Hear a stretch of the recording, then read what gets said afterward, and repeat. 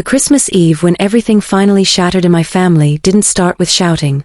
It began the way quiet disasters often do, with twinkling lights, the smell of cinnamon, and a hope I should have buried years ago. Snow was coming down in thick, lazy flakes as I helped my 8-year-old daughter Sophie out of our Silverado and onto my parents' front steps in Asheville. The mountain air bit at my cheeks, cold enough to snap me out of every comfortable lie I'd been telling myself during the 2-hour drive up from Charlotte. I kept whispering to Sophie that family is supposed to be together on Christmas, even though I wasn't sure I believed it anymore. We stepped onto the porch, our boots crunching softly in the fresh powder. Through the frosted windows, I could already hear laughter and the clink of wine glasses. My parents had always been masters at hosting gatherings. They knew exactly how to create the illusion of a loving family, even while treating me like a stain they wished would fade away. I pushed open the door without knocking. That was the rule for holidays, no matter how strained things had become. Warmth wrapped around us instantly, along with the rich aroma of glazed ham and fresh pine. Children in matching red sweaters ran shrieking through the foyer. Ants clustered near the granite island, refilling glasses of Chardonnay. An old Nat King Cole album played softly from hidden speakers, gentle and nostalgic. My mother appeared from the formal dining room, smiling in that bright, practiced way she did when she wanted everyone to think she was gracious. Her highlighted hair was perfectly styled, her cashmere sweater unwrinkled, her lipstick flawless. She glanced at me once, then let her eyes linger on Sophie just long enough for me to catch the flicker, something cold, something tight, something that looked almost like disgust. "You made it," she said, her tone sweet but razor-thin. "Traffic from Charlotte must have been terrible tonight." "It was fine."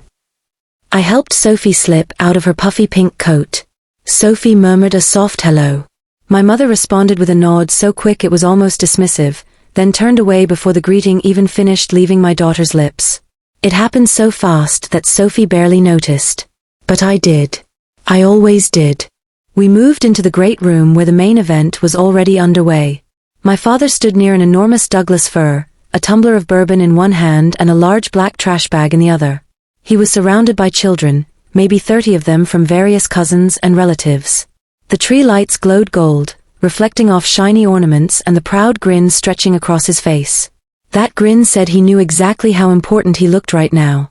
"All right, kids," he boomed. "Who's ready for presents?" Squeals erupted around him. One by one, he pulled gifts from the bag, each wrapped in bright red or silver paper. He called out names with theatrical delight, tossing jokes over his shoulder to the adults who drank it in like they always did. A brand new American Girl doll for sweet Addison. A Lego set for little Jackson. A giant stuffed penguin for Olivia. "Look at all my wonderful grandchildren." He soaked in their cheers as if they were proof that he was the greatest father and grandfather in all of North Carolina. Sophie tightened her grip on my hand. Her eyes went wide, hopeful. She loved Christmas more than anything. She'd made a small drawing for my parents, a family portrait with crooked little smiles, tucked safely in my purse. She didn't care about fancy gifts. She just wanted to belong. I watched the way my brother Caleb stood off to the side, shoulders tense, his wife Tessa staring at the floor. My younger sister Rachel perched on the edge of the leather sofa, laughing too loudly at something her husband said, her eyes darting toward me and then away. Everyone pretended this was normal, this performance of a perfect family. But I'd spent years learning to read the quiet shame hiding behind their faces. My father's bag was nearly empty before he finally reached in again and pulled out the last gift, a small silver-wrapped box. The room softened into an expectant hush. Kids bounced on their toes. Sophie inhaled sharply, her whole small body tightening with anticipation. My father turned, his gaze sweeping the room slowly, intentionally.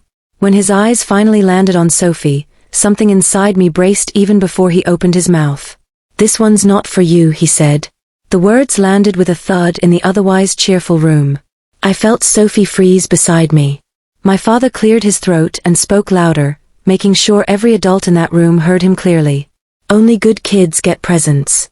Your bastard child can get out." I didn't hear the music anymore. I didn't hear the laughter that suddenly stopped or the clink of someone setting a glass down too hard. I only heard the soft, wounded sound my daughter made as her face crumpled. She tried to swallow the sob, pressing her lips together the way she did when she was trying to be brave. But she was 8 years old. The tears spilled out anyway. My mother stood near the doorway, arms crossed, watching like this scene was none of her business. Some relatives looked away. Some whispered. A few children stared at Sophie with open curiosity. No one spoke up. Something in me, something that had been stretched thin for years, finally snapped clean. I crouched down, holding Sophie by the shoulders, forcing myself not to look anywhere but at her. Not at the man who had just humiliated her. Not at the mother who had let it happen. Not at the family who always stayed silent. "We're leaving, sweetheart," I said softly. "Right now." I stood up, lifted my chin, and spoke loud enough for the whole room to hear. "All right then. Goodbye." I didn't yell. I didn't cry. Every word was steady, controlled, like I'd been waiting my whole life to finally say them. No one stopped us as we walked out. A few relatives murmured, "Ellie, wait," or "I'm sure he didn't mean it," but none of them stepped forward. They stayed where they were, held in place by the tradition of pretending things were fine. Outside, the cold air wrapped around us like a sheet of ice. Sophie sobbed into my coat, her little hands clutching the fabric. I kissed her hair, rocking her gently, whispering it's okay, even though it wasn't okay at all. I should have driven away. I should have just taken her home and shut the door on all of it forever. But another thought rose inside me, quiet and sharp. I had spent years building something of my own, something no one in that house had ever believed I could build. A business with crews, contracts, clients, and a reputation. And sitting in my Charlotte office was a blueprint for a full home renovation for my parents, a project worth $3.4 million, scheduled to begin in just a few weeks. My gift to the parents who had never believed in me. No more gifts. Still holding Sophie close, I reached for my phone with my free hand. My project manager answered on the second ring. "Ellie." He sounded surprised. "Everything all right?" I kept my eyes on the warm glowing windows of the house behind me. "Cancel the Asheville renovation," I said. "The full project. And I need someone here in 15 minutes. Bring the cancellation paperwork." A pause. Then he exhaled. "The entire thing? That's a $3.4 million contract. I know exactly what it is. Can you do it?" "I can. I'll send a supervisor right now." "Thank you."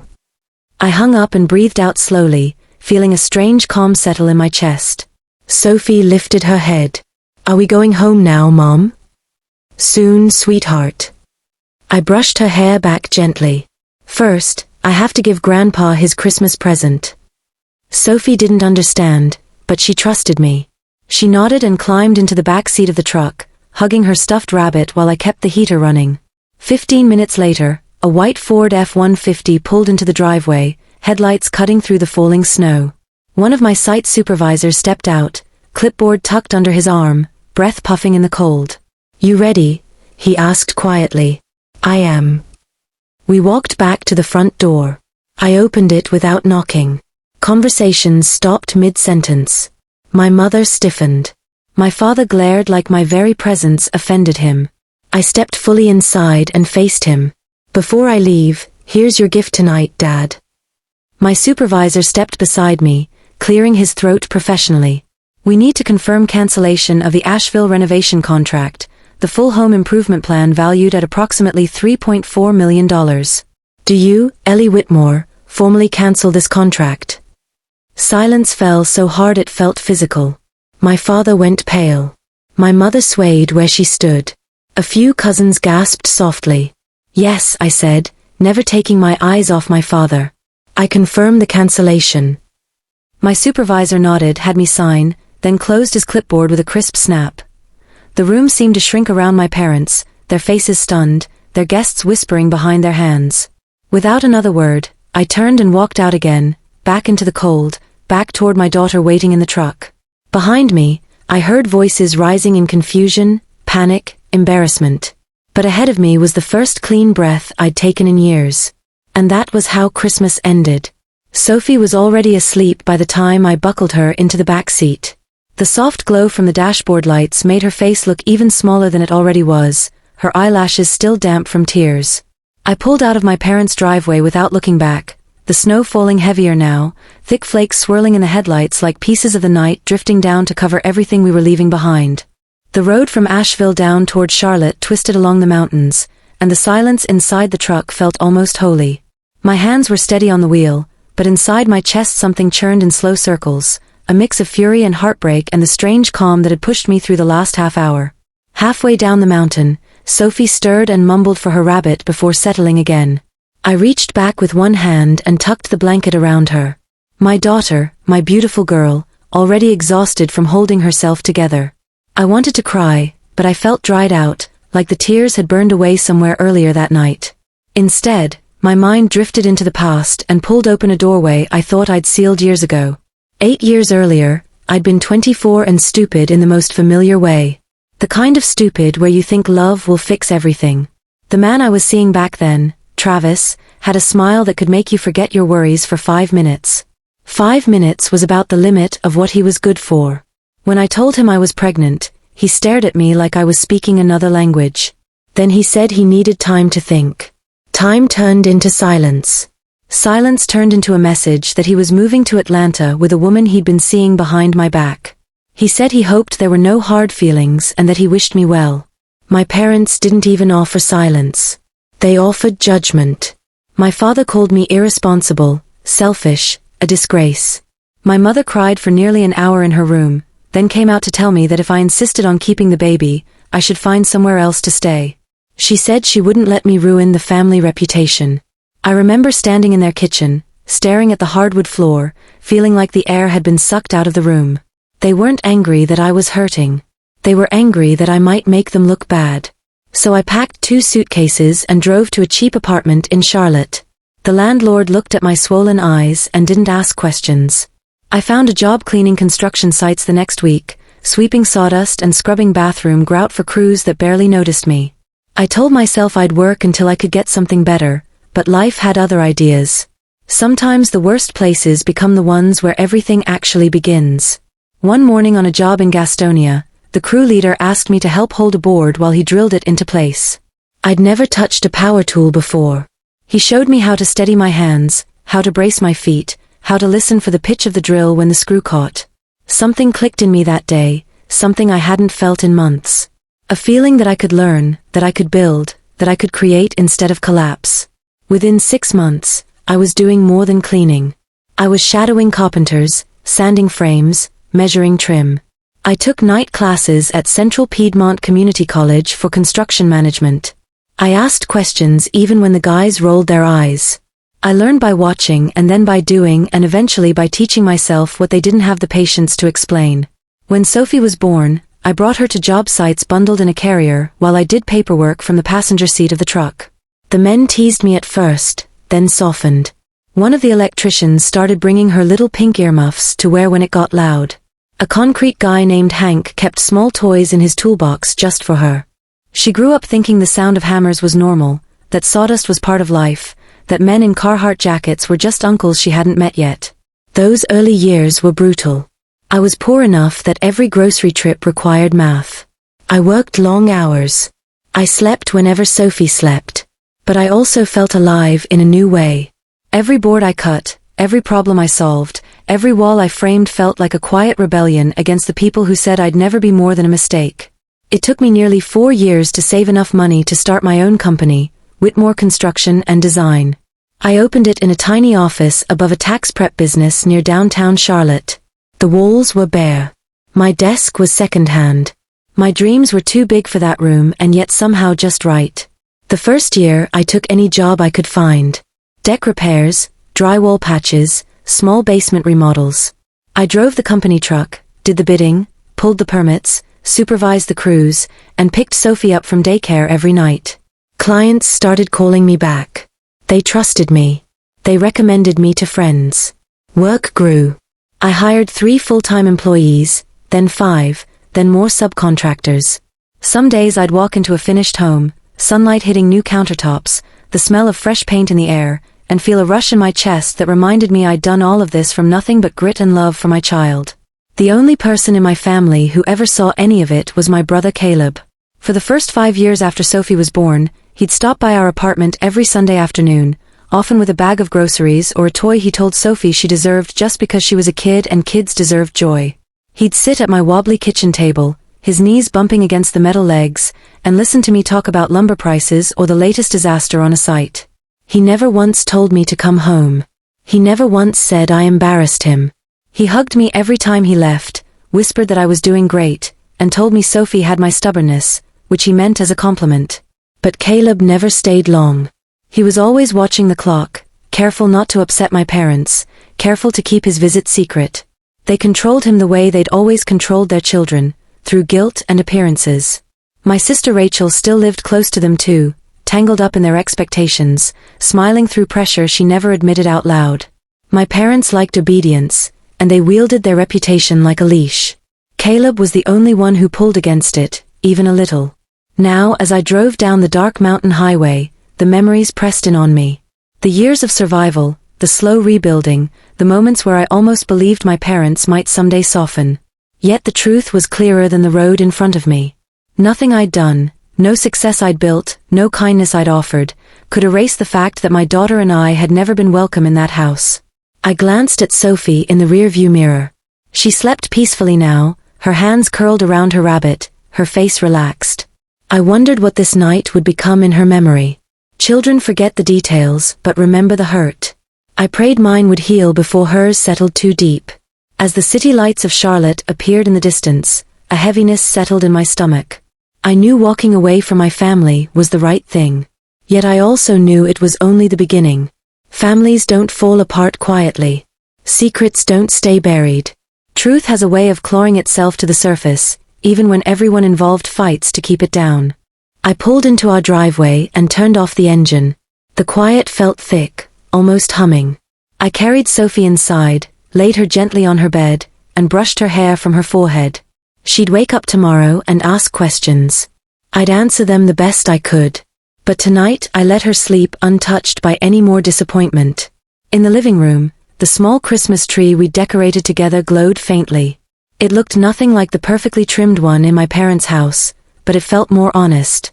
Lights a little crooked, ornaments clustered at the bottom where Sophie had placed them, a paper star leaning sideways at the top. I sat on the couch and let out a long breath. The cancellation of the renovation was already in motion. My parents would find out soon enough what it meant for them. What I didn't expect was how much more lay beneath the surface of this night. There were truths waiting for me, truths I'd never imagined, truths that would shatter what little I thought I knew about my family. I leaned back against the cushion, the room quiet except for the ticking of the heater. I had a feeling that Christmas was only the beginning of something much bigger, and whether I liked it or not, the unraveling had already started. I must have drifted half asleep on the couch because the next thing I remembered was the vibration of my phone on the coffee table. Morning light was just starting to creep through the blinds. I blinked a few times, picked up the phone, and saw a message from Tessa, my sister-in-law. It was early, earlier than she ever texted, and there were 3 short words that made my stomach drop. It's everywhere. I sat up straighter. Before I could respond, a second message came through. Someone recorded last night. They posted it in the family group. My heart pounded. I typed a quick "What do you mean?" and almost immediately she sent a video. It was shaky, probably filmed on a phone from across the room, but unmistakable. It showed my father standing in front of the Christmas tree, the kids around him, and then his voice ringing out loud and cruel as he told my daughter to get out. In the background, you could hear the stunned silence, the muffled whispers, the way the room froze. You could hear Sophie starting to cry. You could hear me saying goodbye. It was all there. Tessa wrote again, "They're panicking. Your mom is calling everyone telling them it was taken out of context. Your dad is furious." I put a hand to my forehead, feeling the pressure build behind my eyes. I didn't know whether to feel vindicated or sick. Sophie was still asleep in her room, and the thought of her little face being seen by everyone in the extended Whitmore family made my skin crawl. I typed back telling Tessa to please have anyone with the video take it down.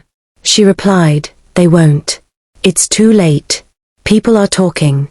I set the phone on my lap and took a long breath. I'd known that walking out last night would shake things. But the video changed everything. It had already slipped out of their control. Out of mine too. All day I tried to move through the motions of normal life. I made breakfast, folded laundry, and played with Sophie to keep her distracted.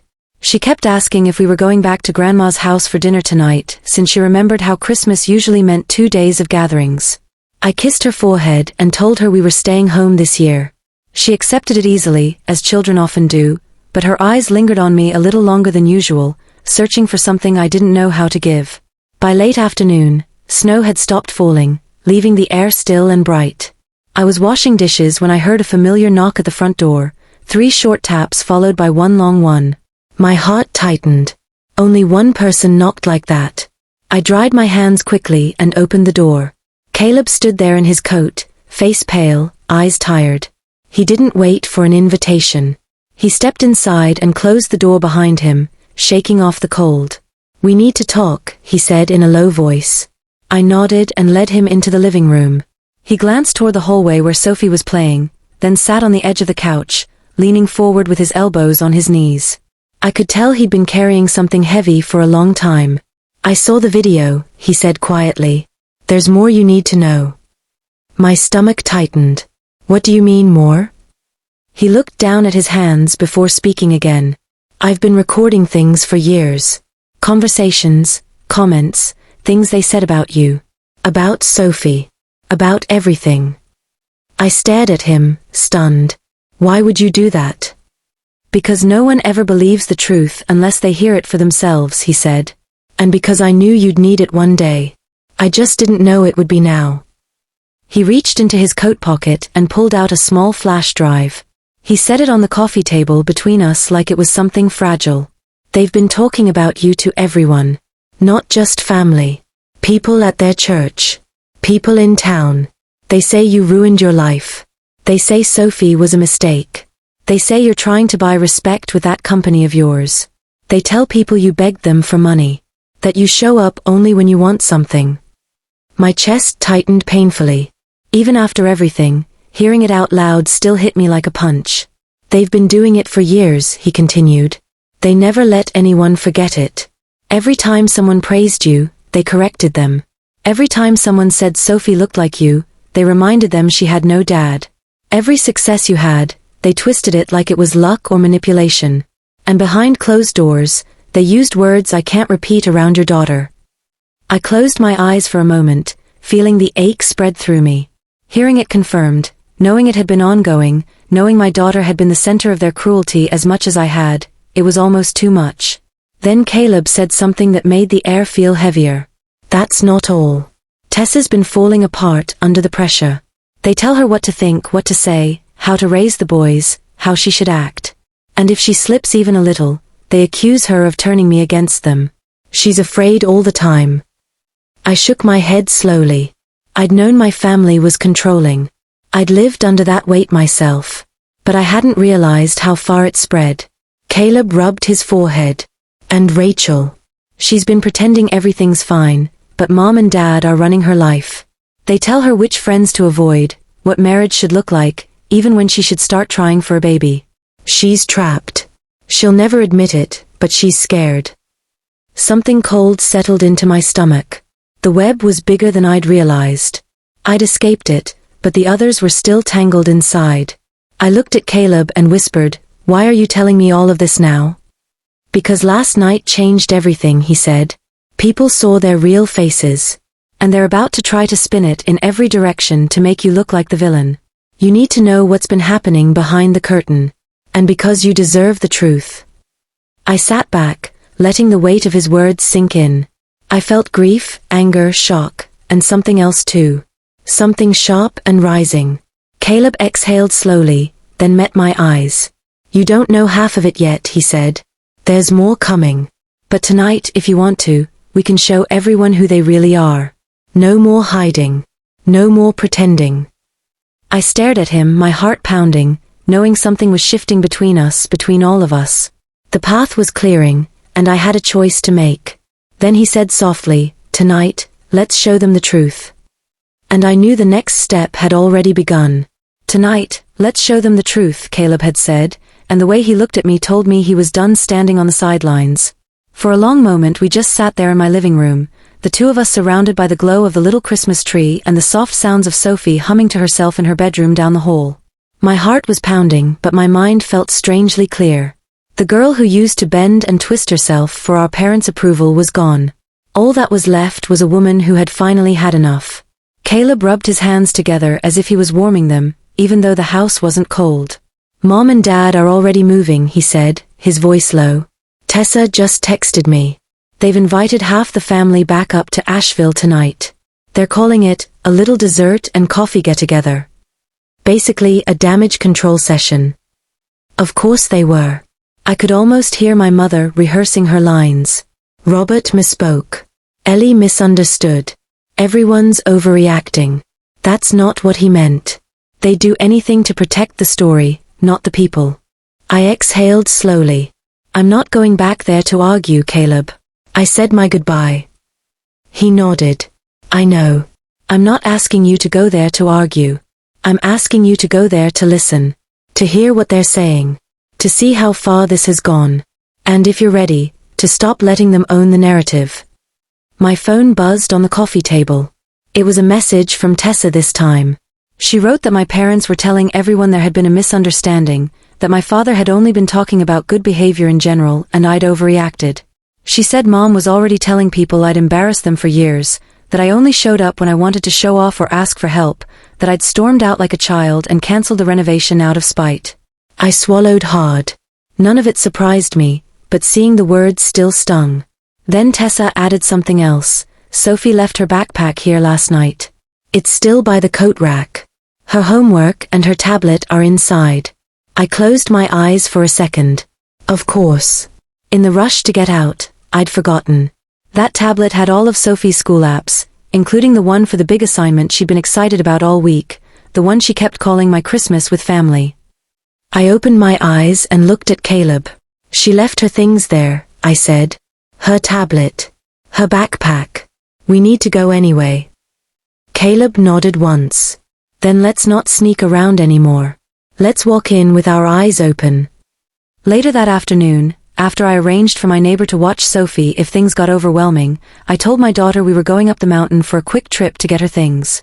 She grabbed my hand and asked in a small voice if Grandpa would be there. I told her yes, but that this time I wouldn't let anyone talk to her the way he had before. I meant it with everything in me. Caleb drove, his old Honda humming up the winding road as snowbanks glowed white against the dark pines. Tessa sat in the front seat, staring out the window, her hands clenched together in her lap. I sat in the back with Sophie, who was unusually quiet, tracing little shapes on the fogged glass with her fingertip.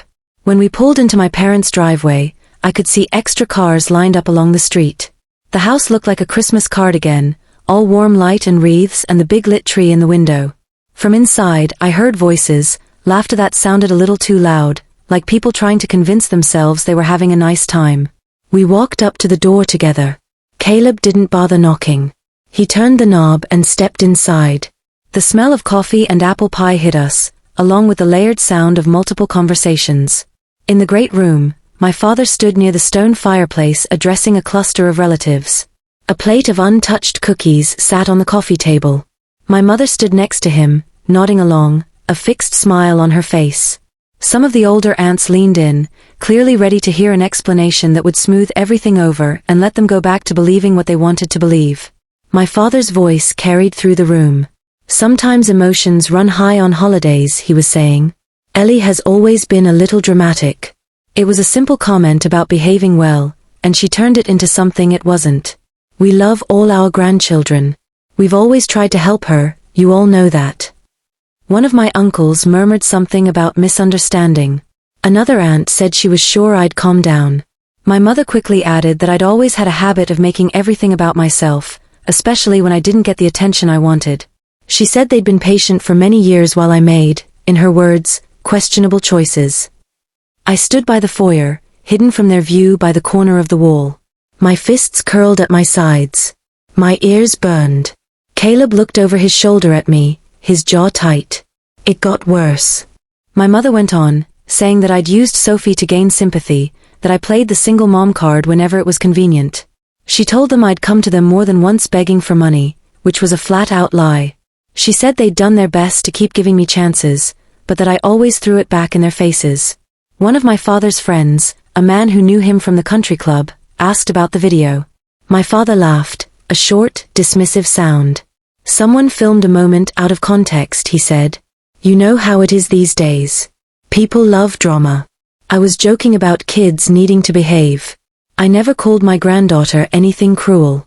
Ellie twisted it because she's still angry about that boy leaving her with a baby. She's always wanted to blame us for that. My teeth clenched so hard my jaw hurt. Caleb put a hand on my arm, grounding me. Where's Sophie? I whispered. Tessa frowned and looked around. She was with us in the car, she said. She must have wandered off. Panic flickered in my chest. Then I heard a familiar little giggle from down the hallway. We followed the sound to the den, a smaller room off the kitchen where my father kept his books and his television.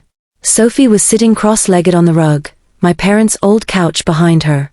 In her hands was her school-issued tablet, bright screen glowing. She looked up when she saw me and smiled. Mom, she said.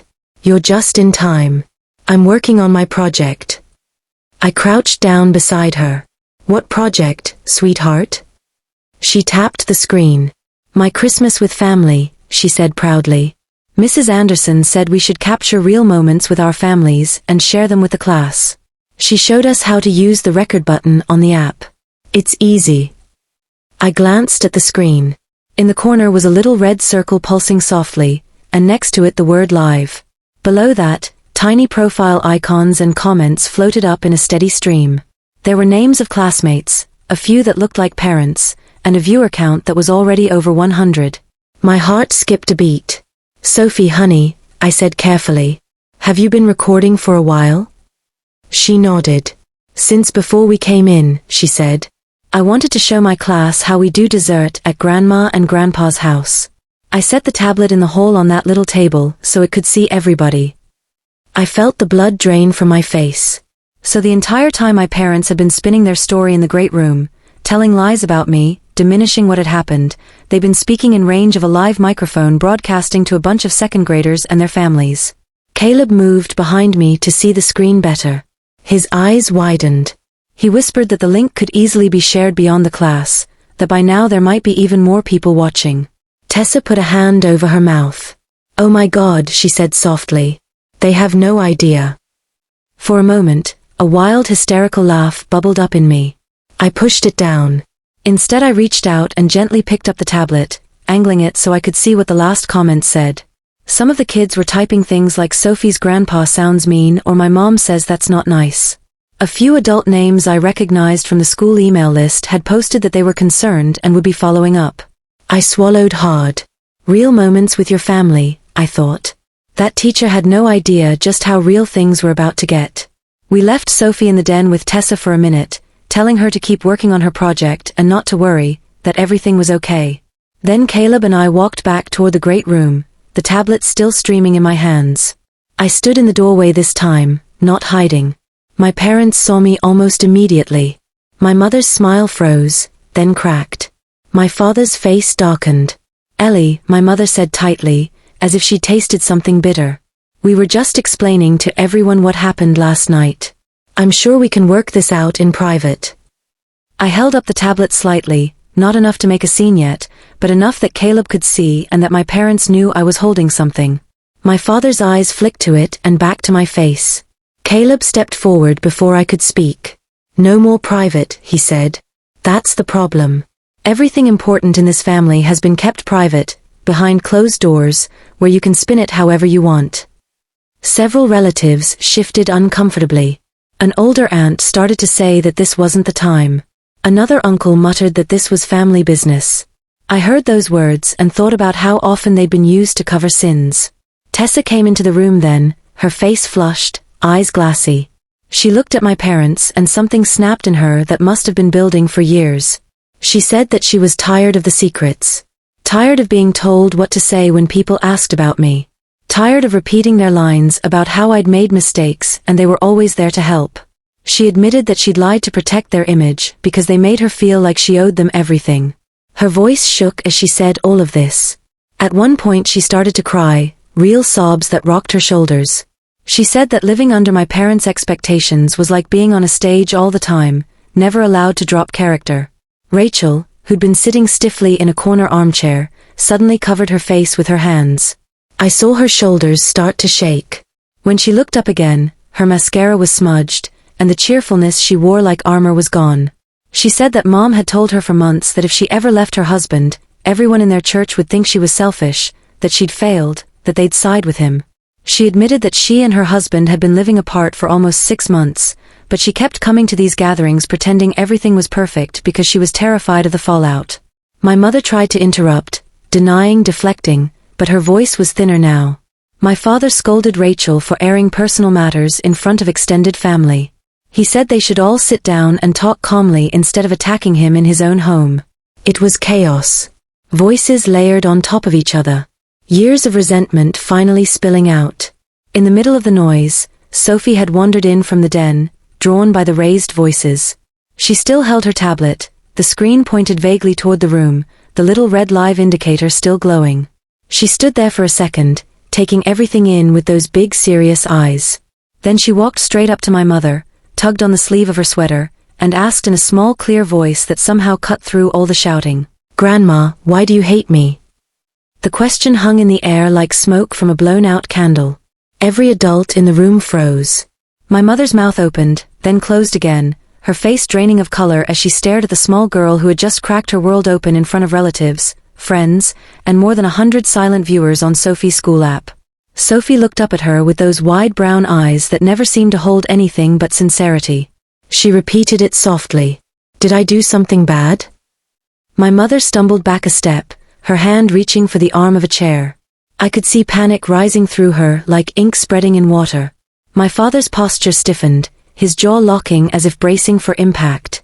I stepped closer to Sophie, but I didn't touch her yet. I wanted to see what my mother would choose at this moment. Truth or the curated version of it she'd spent years polishing. She inhaled sharply. "Sophie," she said, forcing a brittle smile. "You misunderstood. Grandma doesn't hate you, sweetheart. Sometimes grown-ups say things that sound harsher than they really are." Sophie blinked. "But you called me an embarrassment last night. And Grandpa said only good kids get presents. And you didn't give me one." A tremor went through the room. A few relatives exchanged glances. Someone coughed. My mother looked around desperately, searching for support, but even the most loyal aunts seemed uneasy. My father stepped forward, trying to regain control. "That's enough," he snapped. "Children mishear things. Sophie is confused." Caleb barked out a humorless laugh. "Confused? Dad, are you sure you want to go with that?" My father turned on him. "Not one more word, Caleb. You're adding fuel to something that should never have happened in the first place." But Caleb walked right past him toward the television mounted above the fireplace. His shoulders were squared, and for the first time in my life I realized just how done he really was. He picked up the remote from the mantel. "If we're going to talk about misunderstanding, then everyone should hear the whole story. Not just the version you two spoon-feed them." My mother shot forward. "Caleb, don't you dare touch that television." He ignored her, clicked a button, and the screen lit up.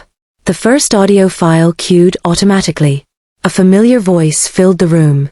My mother's voice, clear and unmistakable, from what sounded like a luncheon or small gathering. "Honestly, I don't know why Ellie keeps trying. She's always looking for pity. She made her choices, and now she wants the whole world to pay for them." Gasps rippled through the room. My mother's hands flew to her mouth. Another clip followed, this one my father's voice from what sounded like a backyard barbecue. "That kid of hers is wild. You never know how children from those situations turn out. Ellie expects us to pretend everything's normal. It's embarrassing." A murmur spread among the relatives. Someone whispered that they'd heard something similar before but didn't believe it. Clip after clip rolled on. My mother calling me irresponsible. My father telling a friend at the golf course that I used men for help. Both of them agreeing that they should distance themselves so my reputation wouldn't stain the family name. And worst of all, a recording where they spoke about Sophie. My mother's voice, cool and dismissive, "We don't bring her to events. People will ask questions. It's better this way." My father answered, "Easier for everyone." My stomach twisted. I heard Sophie inhale sharply beside me. When I turned, her little face was flushed and trembling, her hands gripping her tablet tightly. The live stream hadn't stopped for a single second. In the corner of Sophie's tablet, the viewer count began to jump. 120. 180. 250. I watched it climb with surreal disbelief. 287. Then 300. Then higher. The comment section streamed upward rapidly. Some kids were typing shocked faces. Parents posting things like "I'm watching and this is not okay." Then another name popped up. I blinked hard. It was her teacher. "Mrs. Anderson is watching the stream," I whispered. I saw her comment appear. "Sophie, sweetheart, you are very brave. Please stay safe. I'm here." Something inside me broke and hardened at the same time. My daughter wasn't alone. People were seeing the truth. A whole audience was witnessing what we'd lived with in silence for years. My mother lunged toward Sophie suddenly, reaching for the tablet. "Turn that thing off right now," she shouted. "You have no right to broadcast private matters. This is family business." Sophie stumbled back, nearly losing her grip. I stepped between them instantly, my voice low and sharp. "Don't touch her." My father slammed his fist on the dining table. "Turn off the live stream, Ellie. Right now. You're humiliating us. You're destroying this family." I slowly lifted my chin and met his furious stare. I felt something steady and cold settle inside me, like steel forming at the center of my chest. "I'm not destroying anything, Dad. You did that yourselves." He looked stunned, as if no one in his life had ever spoken to him that way. Caleb stepped to my side. Tessa and Rachel too. Even a few cousins silently shifted closer, forming a line behind me without saying a word. The room was different now. It felt like the walls had widened, letting air flow freely after being sealed for too long. Sophie's voice came trembling from behind my leg. "Grandpa, why am I not good enough?" My father flinched. My mother opened her mouth, but no words came out. The live stream viewer count jumped again. 400. 500. 632. Comments exploded across the screen with anger, sympathy, and disbelief. "This is abuse. Poor child. We're with you, Sophie." Reporting this to the school district. Then the app flashed a notification that made my breath catch. Principal Hart has joined the stream. I felt dizzy. The principal. Watching all of this. The great room suddenly seemed fuller than it already was. Voices began rising in confusion. Relatives asked what all these messages were. Someone asked if Sophie's tablet was connected to social media. Another person muttered that lawyers would need to be involved. My father pointed at me, red-faced and shaking. "Turn off that live stream, Ellie. This is enough. You're tearing this family apart. You're bashing your mother and me in front of strangers. You should be ashamed." I stepped forward until I stood directly in front of him. "I'm not ashamed," I said quietly. "I did nothing wrong. I protected my child. You're the ones who said those things. Not me. Not Sophie. Not Caleb. You want to hide the truth because you can't stand seeing the reflection of yourselves." His mouth opened and closed again, fury twisting his features. The front windows suddenly glowed with white light, soft at first, then brighter, flickering. People in the room turned to look. Outside, in the driveway, headlights swung in a slow arc. Then another set. Then a large vehicle pulled up. Caleb stepped toward the window and parted the curtains. His expression tightened. "Reporters," he said quietly. Everyone froze. I heard tires crunching on snow. Doors opening. Distant voices calling out. Cameras clicking. Someone must have shared the live stream link. Someone must have recognized the last name Whitmore. Someone must have contacted the local news. Because the press had arrived. And the world outside my parents' home was about to know everything. "Reporters," Caleb said, and the word felt heavy in the air even without his voice carrying it. Faces turned toward the front windows, bodies shifting in little anxious movements. No one moved closer, but everyone strained to see through the curtains.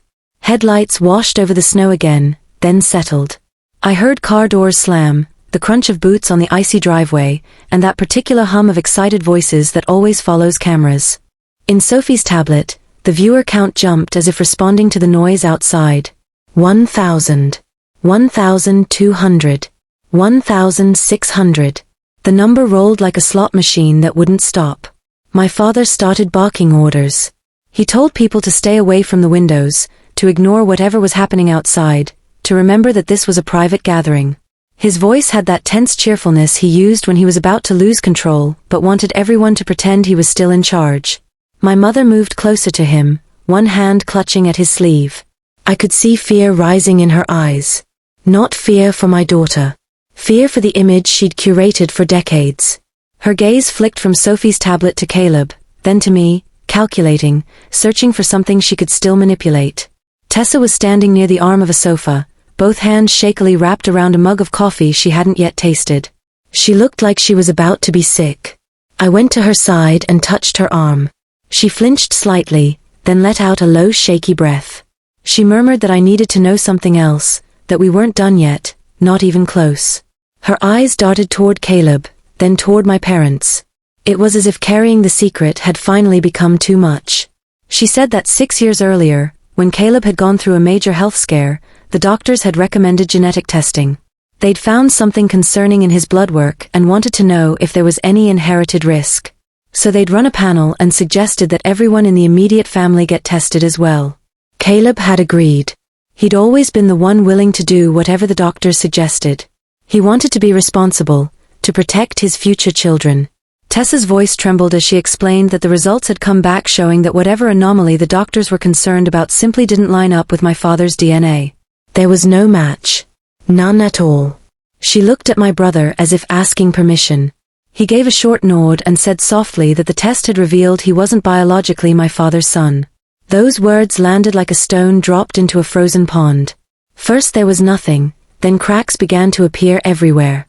My mother gasped out a denial, one hand flying to her chest.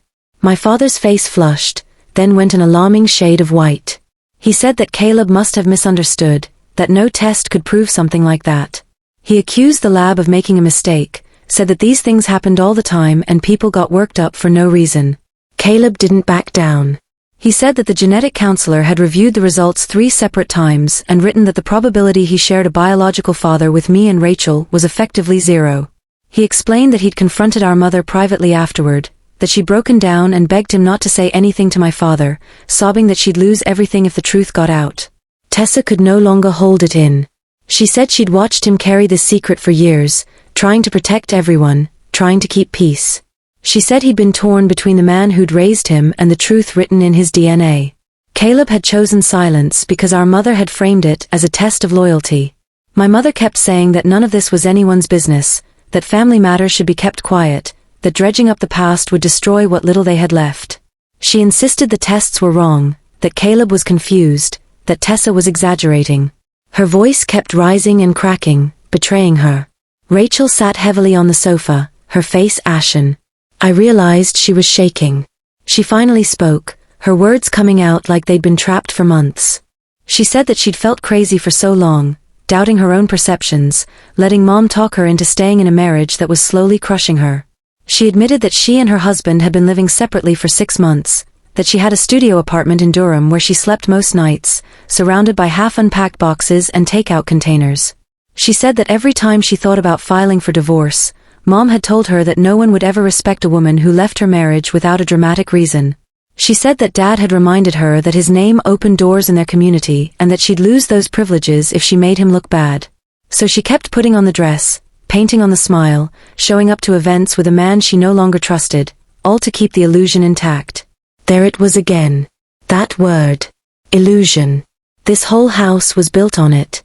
As they spoke, Sophie's tablet kept streaming. I could see the viewer count climbing into new territory. 1,800.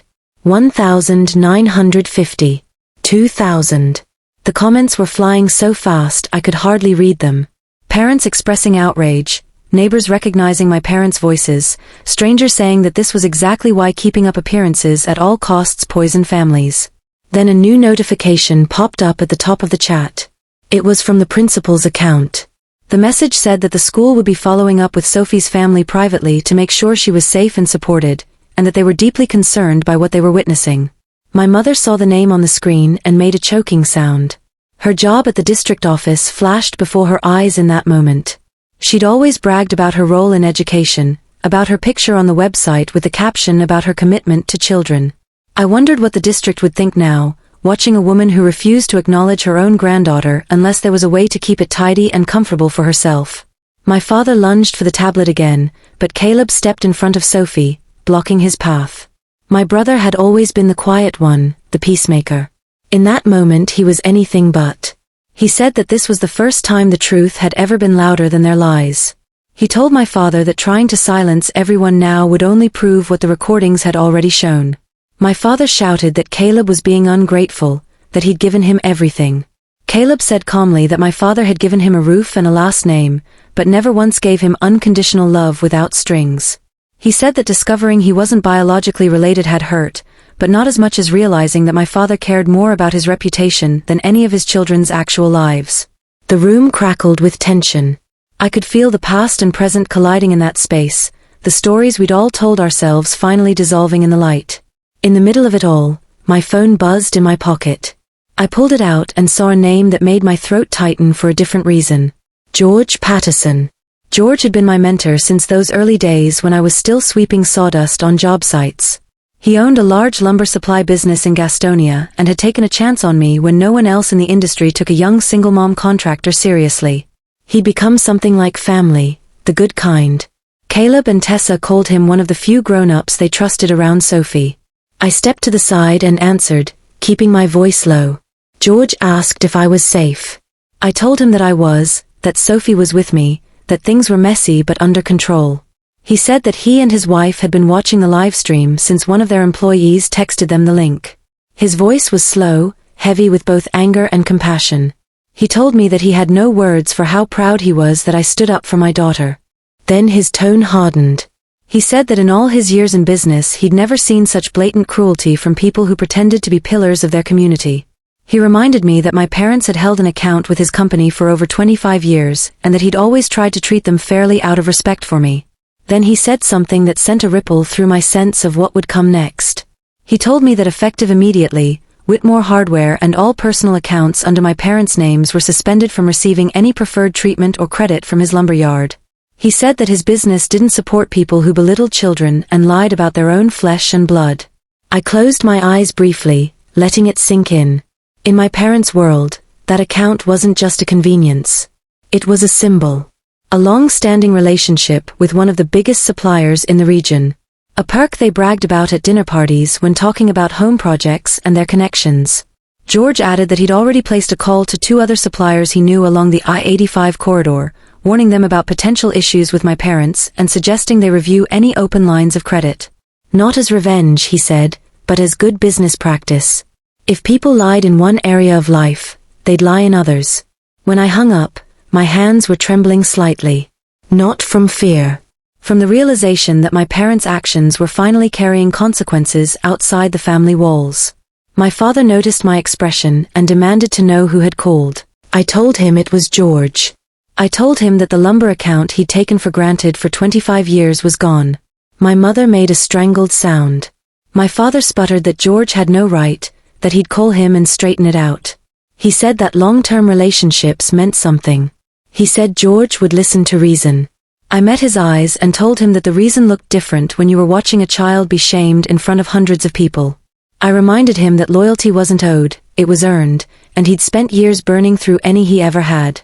The arguments swelled again. Some relatives tried to calm things. Some slipped quietly toward the door, not wanting to be part of the spectacle any longer.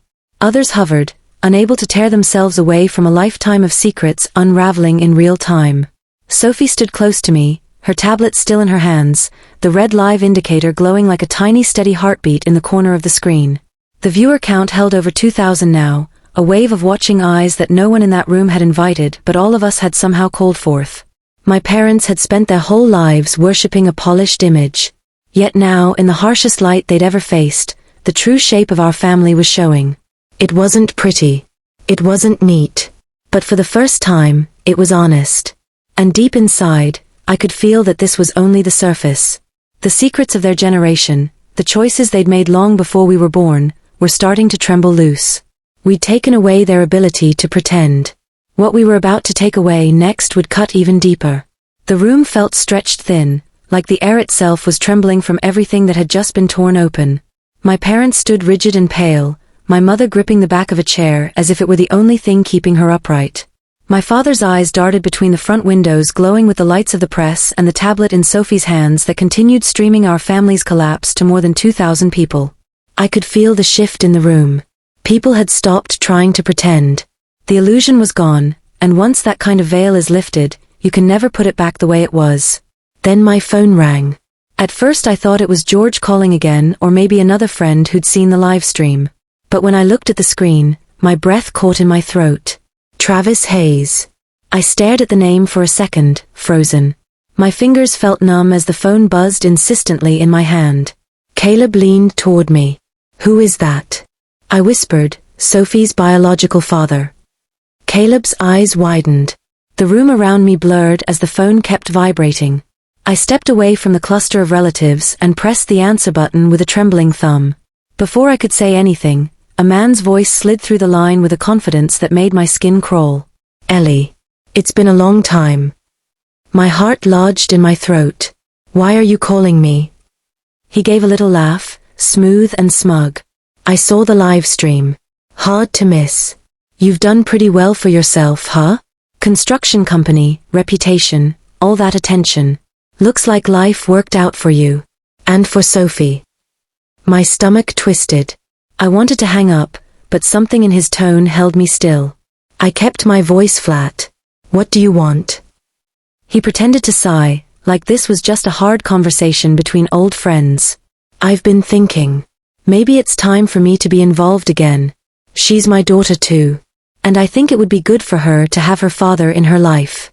Especially now that everything's blowing up over there." I closed my eyes, steadying myself. "You walked away. You never called. You left us with nothing." He chuckled again, a sound that made the hair on my arms rise. "Come on, Ellie. That's old history. People change. I'm ready to step up now. And since you're doing well, it would make sense for us to work together on this. I think we can find some sort of arrangement." His voice dipped slightly, growing calculating. "I know your parents set up an account for Sophie. They wanted to make sure I had updates. They said it was better that way, to keep the peace. They sent pictures, school info, milestones. You know, for her future." My blood ran cold. I swallowed hard. "What are you talking about?" He sounded genuinely surprised. "They never told you?" I figured they did. They've been keeping me updated since she was a year old. Said it was the right thing, since you shut me out. And with that account they opened for her college fund, I thought you'd be grateful they included me. Guess not. My heart thudded once, hard enough that it echoed in my ears. My parents had given him pictures, details, access, years of information I'd never consented to share. I felt sick. Travis continued, oblivious. "Anyway, like I said, I want back in. And with everything going public tonight, this might be the perfect moment. People love redemption arcs. I can play the father who comes home. Courts eat that up. But I want to do this the clean way, you and I working something out. A shared custody deal. Financial cooperation. That kind of thing." I gripped the phone until my knuckles hurt. "You're not coming near my daughter." He scoffed. "You don't get to decide that anymore. Not now that the whole world knows she exists and her dad wants to be part of her life." My voice shook. "You've never been her father." He answered softly, with a smile I could hear even without seeing it. "The law might disagree." I hung up. The second my thumb touched the screen, my knees felt weak. I braced myself against the wall, trying to steady my breath. Caleb was suddenly at my side. "Ellie, what happened? Who was that?" I whispered, "Travis. And our parents have been sending him pictures of Sophie. For years." Caleb's face drained of color. Behind him, I saw my mother freeze, her eyes widening in a way I'd never seen. It was the expression of someone who realizes a secret they thought was buried had just been dragged into the open. My father stiffened. His jaw flexed twice before he forced out a cold, clipped sentence. "He has no right to contact you." I turned on him sharply. "You gave him the right. You gave him everything. You gave him my daughter. My words cut through the room like a blade. The relatives fell silent, watching the confrontation unfold. Sophie's tablet continued streaming the moment to thousands more. Rachel covered her mouth. Tessa's eyes filled with tears. Caleb shook his head slowly, disbelief etched across his face. My mother stammered. We were trying to help. We thought he might step up if he had updates. We wanted Sophie to have a normal life someday. Normal. I almost laughed, but the sound in my throat was broken. You gave my daughter's information to a man who abandoned us. And you did it behind my back. My father barked that it was their responsibility to fix the mistake I'd made. Those words echoed in my ears, cold and sharp. Before I could respond, the front door swung open so abruptly that everyone jumped. A tall figure stepped inside, brushing snow off his coat. It was Kenneth Hunter, my cousin, the one who became a lawyer and loved telling everyone he handled complicated family disputes and high-profile mediations. He looked around the room, eyes alert, lips tight. He saw me and immediately started walking toward me with a folder in hand. I felt my stomach drop. Kenneth, what are you doing here? He didn't smile. He spoke in that calm professional voice he used in courtrooms. I got a call. From someone who believes Sophie's situation needs formal review. I'm here on behalf of a concerned party. My throat tightened. Travis. It had to be Travis. Kenneth continued. I have documents here outlining a proposed arrangement for shared custody and financial planning. It's in everyone's best interest to sign before this gets more complicated publicly. The relatives erupted in murmurs. My mother gasped. My father looked like he was about to explode. Caleb stepped right in front of me, blocking Kenneth's view. No, Caleb said firmly. Absolutely not. Kenneth kept his tone neutral. This isn't a confrontation. This is an opportunity to resolve matters respectfully. Given tonight's events, the courts may see public confusion around Sophie's upbringing. It's better to cooperate now than fight later. I stared at him, disbelief spreading through me like wildfire. You're siding with a man who abandoned his child? Kenneth shrugged faintly. My job isn't to pick sides. My job is to prevent chaos. Behind me, Sophie's tablet pinged. The viewer count jumped again. 3,000. 3,500. 4,000. I could almost feel the weight of those unseen eyes. Tessa whispered that this was insane. Rachel sank deeper into the sofa like she could hide from all of it. My mother kept repeating that this was a misunderstanding.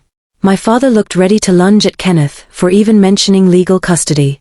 I stepped forward until I stood face to face with Kenneth. I'm not signing anything. Ever. Sophie is safe. She's loved. And no one, especially not a man who abandoned her, gets to walk in because he suddenly sees an opportunity. Kenneth opened his folder. Then he said something that made every bone in my body turn to ice. You should understand that if this goes to court, your own parents' statements tonight might be used to question your stability and ability to provide a healthy environment for Sophie. My breath caught. He was hinting that my parents' cruelty could be twisted into proof that I caused chaos around my child. He was implying that the live stream could be used against me. Before I could reply, Caleb stepped between us and said in a steady tone that carried more force than shouting, "You're not taking my niece anywhere. Not now. Not ever." Kenneth hesitated, then turned slightly, perhaps realizing the atmosphere had shifted fully against him. But he still held the folder, still played the part of the calm professional. I felt my hand drift behind me to rest on Sophie's shoulder. She leaned into me, quiet but steady. Outside, I heard another wave of camera shutters and voices. Reporters asking questions. The sound pressed forward like a storm building against the walls. Then I heard sirens. The room went still. Through the windows, red and blue lights began to flash across the snow. 2 police cruisers pulled up the driveway. Behind them, an unmarked sedan. Kenneth's face went pale. The front door opened. 2 officers stepped inside, followed by a woman in a dark suit holding a badge. "Good evening," one of the officers said, polite but firm. "We need to speak with Robert and Elaine Whitmore." My mother jerked upright. My father froze like a cornered animal. The woman in the suit stepped forward. I'm Agent Collins, Financial Crimes Division. We're following up on reports of financial irregularities tied to estate accounts and fraudulent business documentation. She looked directly at my parents. We have a warrant to search the premises and seize financial records. You have the right to remain silent. Anything you say can and will be used against you in a court of law. The room erupted. My mother collapsed into a chair, sobbing. My father demanded to call his attorney. Kenneth backed toward the wall, his folder suddenly forgotten. As the officers moved through the house, the truth began to spill out in pieces.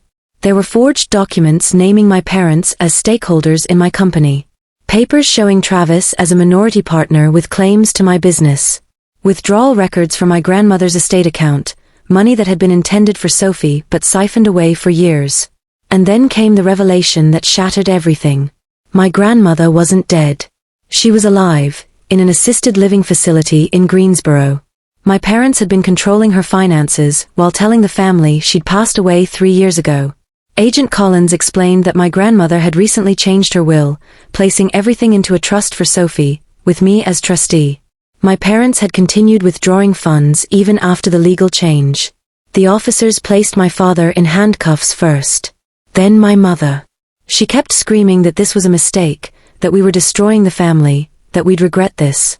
But as they were led out into the cold night, past the cameras and the flashing lights, I felt something settle in my chest. Not triumph. Not revenge. Just the quiet certainty that the truth had finally won. 6 months later, I stood at the edge of the lot in Greensboro, looking up at the house rising from the land my grandmother had left behind.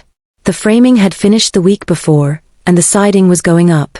The air smelled like fresh lumber and wet earth. It felt fitting, like the ground itself was giving me permission to start my life again. Sophie ran ahead of me across the gravel, her boots crunching with each step.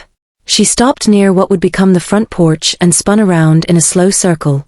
"Is this really ours?" she asked. "Yes," I told her. "Ours. Every beam and every nail."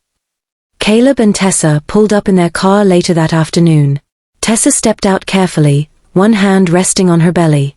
She was showing now, twins, through IVF, fully funded by the restored trust money.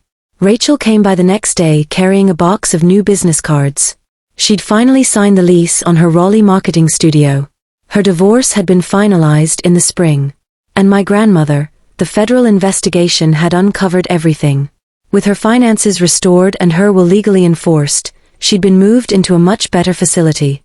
Her memory had its good and bad days, but she was steadier now. Sophie and I visited her every week. The most meaningful moment came at Sophie's school writing showcase. She walked to the front of the room holding a piece of paper with both hands. She cleared her throat and read her essay, titled The Family You Choose. She wrote about love that makes you brave. She wrote about people who show up when others walk away. She wrote that sometimes your heart knows who your real family is before your head catches up.